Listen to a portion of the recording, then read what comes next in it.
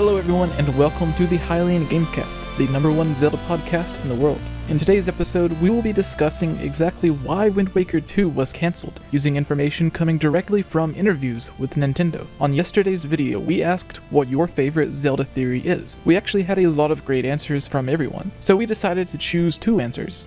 Our first comes from Keita La the Great. She says, I like the theory that the fierce deity is the first Link, or at least the spirit of the hero. I know it really doesn't have much backing, or even anything supporting it, but I still think it is a super cool concept. Our second comes from Kakariko Cage, who says, I think my favorite Zelda theory is that the hero of Twilight is the descendant of the hero of Time and Malon. I know that he's the descendant of the hero of Time, but I like the idea of Malon being the one that the hero of Time married. Congratulations having the winning Zelda mailbag answer, Kakariko Cage and Keita La the Great, and receiving your shoutouts. I apologize if I pronounced your names wrong. Today's Zelda mailbag question relates to today's topic. With the original Wind Waker 2 being cancelled, what is a dungeon idea or concept that you would have liked to have seen in it? And what dungeon item would the dungeon have? Answer below for your chance to have your YouTube channel or username receive a shout out on tomorrow's video. Now let's begin the Hylian's Gamescast.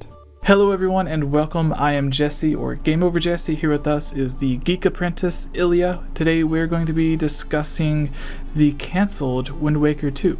Obviously, Phantom Hourglass is the direct sequel to the Wind Waker, but before Phantom Hourglass existed, there was going to be a direct sequel on the GameCube for the Wind Waker that had a lot of the same concepts as Wind Waker, but there was going to be like Tunapona, Link was going to be an adult, and a bunch of other stuff that was going to be really awesome. But because of fan backlash for the Wind Waker, Nintendo decided to basically make the next Zelda game the complete opposite of the Wind Waker, which is why we got the more realistic styled Twilight Princess. So this article kind of put together a bunch of stuff, not necessarily everything, but it did put together a lot of stuff about Wind Waker 2 that we know from interviews and whatnot. So this comes from Game Rant, where they say, Nintendo reveals details from cancelled Zelda Wind Waker 2, written by Brad Jones. It says, Nintendo artist Satoru Takazawa reveals how early plans for a sequel to The Legend of Zelda The Wind Waker eventually morphed into Twilight Princess. Looking back on The Legend of Zelda The Wind Waker from today's perspective, most fans would agree that the game is among the best installments in one of the most iconic franchises in gaming. However, back when the title was fresh on the scene, it was a much more divisive experience. The Wind Waker was released in 2003 and has since enjoyed near universal acclaim, but it's fair to say that at the time, many players were disappointed with the game's cel-shaded aesthetic. Many were curious to see how a more realistic version of Link would look on Nintendo's new hardware, and eventually the company would succumb to these requests. Demand for a more ocarina-like game was growing by the day, remembered artist Satoru Takazawa in an interview for a book called The Legend of Zelda Art and Artifacts, which is scheduled for a Western release in 2017. The vocal response from fans inspired the markedly different visual design of Twilight Princess, which was released in 2006. However, there had been plans to create a more direct follow-up to Wind Waker, according to a report by Nintendo Everything. At the 2004 Game Developers Conference, series producer Eiji Aonuma confirmed that a sequel was in the works, and now Takazawa has offered up more detail on what the project would have become. Ken Levine was working on Zelda-like game before BioShock, The Legend of Zelda Wind Waker HD Link. So I don't know why. That must have been an image that was removed or something. It's not showing on my screen. But anyways, Wind Waker 2 would have taken place in a more land-based setting rather than on the sea, so that we could have Link gallop across the land on a horse, said Takazawa. Unfortunately, the proportions of that particular rendition of the character proved to be something of an obstacle. The team was unable to make the short, squat Link, that's a weird word, from Wind Waker look comfortable on a horse. This technically This technical difficulty, combined with the growing popularity of high-budget, live-action fantasy movies, convinced the team that the game's graphical style needed to be reworked. The project morphed into Twilight Princess, while the cartoon-inspired Link design would live on elsewhere. Today, many fans would likely jump at the chance of seeing another mainline adventure adopt the same aesthetic as Wind Waker, but it seems unlikely that such a project would ever come to fruition. Still, it's interesting to get a glimpse behind the scenes at what could have been a series as important as Zelda is sure to have had many promising pitches fall by the wayside before they could enter development, but we rarely hear details of the experiments that end up on the cutting room floor. The Legend of Zelda Wind Waker HD is available now for the Wii U, and hopefully the Nintendo Switch soon. So yeah, some other stuff.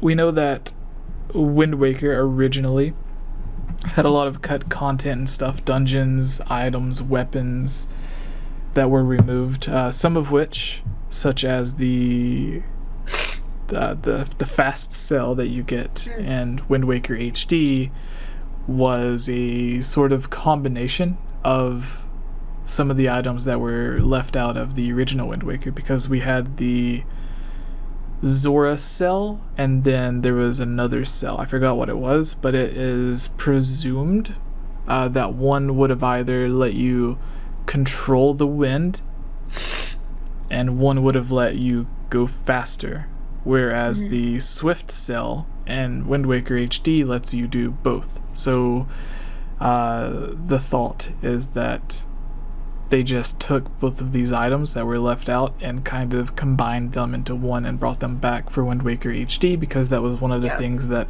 Aonuma said that he had the biggest problems with, was the sailing from island to island, because it dragged down the game, which they had to do purposefully on the original Wind Waker because the game could not render the area of the ocean fast enough, because if the boat would sail too fast, Link would literally fall off of the land that was rendered there. So ultimately that is why they left it out. But with the Wii U, it's a lot more powerful than the GameCube, so they were able to render the game a lot faster. So there were also a lot of other stuff, dungeons, villages, quests, and everything that were cut out of the original Wind Waker that people were hoping they would put back into Wind Waker HD, similar to how they added in Master Quest for Ocarina of Time 3D. They added in some fishing ponds and stuff for Majora's Mask. The game originally didn't have any fishing ponds, and now it has 2 fishing ponds. Twilight Princess, they added in an entirely new bonus dungeon as well as amiibo support. So all of the other Zelda games, they added in new features or things that were left out of the original, but Wind Waker HD, the only thing that they really added in was the cell, and then they actually shortened one of the quests. So they took out more than they actually put in, which was kind of odd. They shortened the Tears of Light quests in Twilight Princess as well, but that's a bit different because they added in a lot of other great stuff in the game. So yeah, basically, Wind Waker 2, Ilya, what do you imagine would have been the plot of the game or whatever? Do you think it would, because we got Phantom Hourglass, right, which kind of continues the story of Wind Waker, where it is Wind Waker ends with the king wishing on the Triforce that Link and Zelda stay safe on their adventure to find a new land or something like that, I believe. Yeah. Which they end up doing in Phantom Hourglass, but they end up going to the dream world and everything, and the game kind of plays like the Wind Waker, but on a handheld, where it's just a bunch of sailing and stuff, to whereas, from Nintendo's words, it would have been more of a mix of what we ended up getting from Twilight Princess, which is a larger landmass with enough room to ride around on Epona and to need a use for Epona.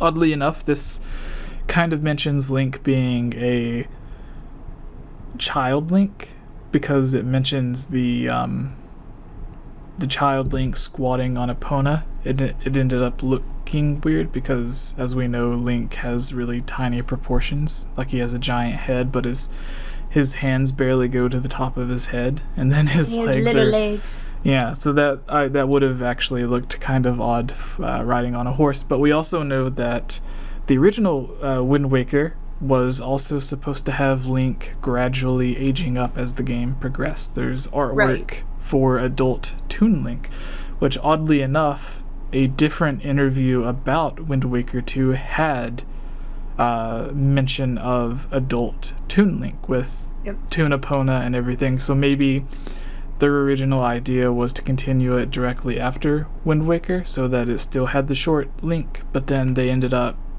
working with the adult Link before it ended up being canceled altogether.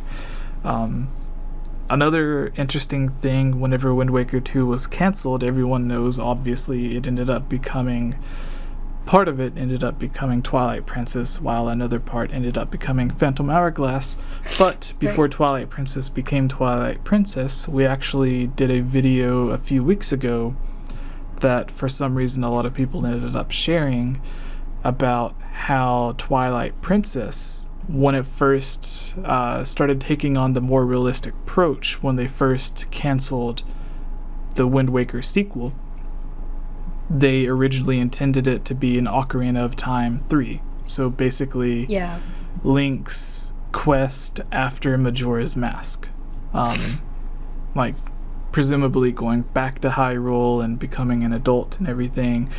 And that also explains why Twilight Princess in the, I think it's Hyrule Historia or one of the other books, mentions an unused Sheik model, an unused adult Sheik model for Twilight Princess, which went on to become used in Super Smash Bros. Brawl.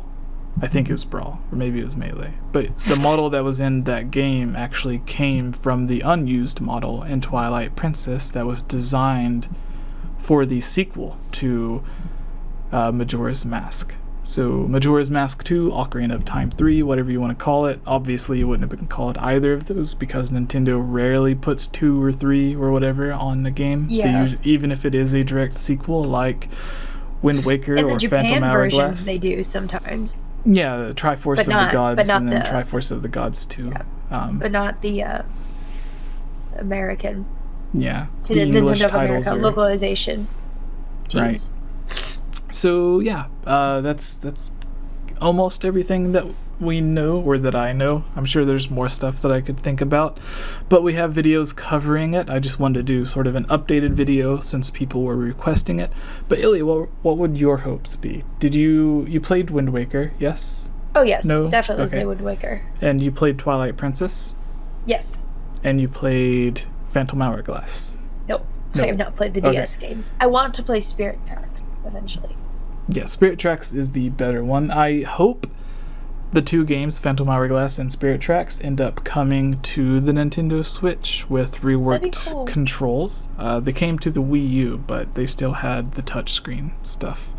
And they played in the same resolution and everything. So it was basically like playing a DS game on the Wii U, which was kind of cool because you got a bigger screen. But anyways, what would your hopes have been for Wind Waker 2? What would you, after playing Twilight Princess, which is what it ended up becoming, and playing the original Wind Waker, what kind of ideas would you have liked to seen, or what kind of items would you have liked to have seen used by a Toon Link that weren't in the original Wind Waker? Or what kind of stuff that were original to Wind Waker would you have liked to have seen carried over to the sequel? I mean, I would love the idea of seeing Epona in that art style. I think that would have been really cute. Similar to little Epona in Majora's Mask and Ocarina of Time, except Ocarina of Time, you can't ride her when she's young. But it's hard to say because all the things I'm thinking of, but then we would have gotten Twilight Princess. And I love Twilight Princess. Not as much as Wind Waker, but, you know, it's like comparing, it's like I would give one 8 out of 10 and the other 9 out of 10, so it's like they're both really good. I love them, but it'd be interesting to see Spider-Man Wind Waker, if you know what I mean, the double claw shot, which we got in Twilight Princess. Yeah, they didn't have the claw shot in Wind Waker, did they? Or the hook shot or anything? No, they had the hook shot. They had the hook shot. It's later, but the first thing you get, I forget what it's called. It wraps around. Oh my gosh, I forgot what it's called. The rope, the grappling hook. Grappling hook. Thank you. Yes, because you can use it to steal weapons and items from enemies as well. I would have loved to see that implemented in more games, actually. But it would be interesting if, like, some stuff from Twilight Princess, and that's the most of I can think of, is like stuff from Twilight Princess that were originally Wind Waker 2 and they decided to use in that game, things like that. So having the double claw shot, having Epona would be interesting. It's hard to imagine that tune style with anything but the sea, especially since, well, I mean, I guess Spirit Tracks uses the tune style, but it's on land. Just because even though obviously there have been other Zelda games that are use that cell shading technique, Skyward Sword, Breath of the Wild, they were still more realistic proportions. So that's pretty much all I can think of. It's always interesting when this topic comes up because I'm like, I mean, I can probably think forever about a few different things, but that would mean a world without Twilight Princess or a world without the DS games, which some people would rather a world without DS games, but I think at least Spirit Tracks, from what I've seen of it, is underrated, at least the music. So that's pretty much all I have on that. Yeah, the interesting thing is kind of like what you mentioned. If we would have gotten Wind Waker 2, we wouldn't have gotten Phantom Hourglass, and we wouldn't have gotten Twilight Princess. And if we wouldn't have gotten Twilight Princess, we wouldn't have gotten Skyward Sword, and that means we wouldn't have gotten Breath of the Wild, because everything would be different. Skyward Sword came because it was a mix of Wind Waker and Twilight Princess, just replacing the Great Sea with the sky, just flying around, traveling to the different islands in the sky instead of traveling around to the different islands in the water. And then because of Skyward Sword not allowing you to have a giant overworld to run around in, we ended up getting the next Zelda game with a giant world to run around in, which was Breath of the Wild. So who knows what the Zelda series would look like right now if we didn't get Wind Waker 2. It's the same with everyone who wishes that Ura Zelda would have officially released, to where if it would have, then that means no Majora's Mask, which means no Wind Waker, which means no Twilight Princess, and it does the same thing over again. But it's hard to imagine what we would have gotten instead of those games. So, but anyways, that's basically it. Yeah. Let us know in the comments below what you guys think of Wind Waker and the potential sequel that could have been. Would you have rather, if nothing else would have changed at all? So if Skyward Sword, Breath of the Wild, everything would have stayed the same, all of the handheld games, would you have rather have played a Wind Waker 2, or would you prefer what we did get with Twilight Princess? Let us know in the comments below, and I think we can move on to the next one. So did you find the reviews? Were you able? Yeah. Okay. All right, so I think we can start that then. All right, you ready? Yeah.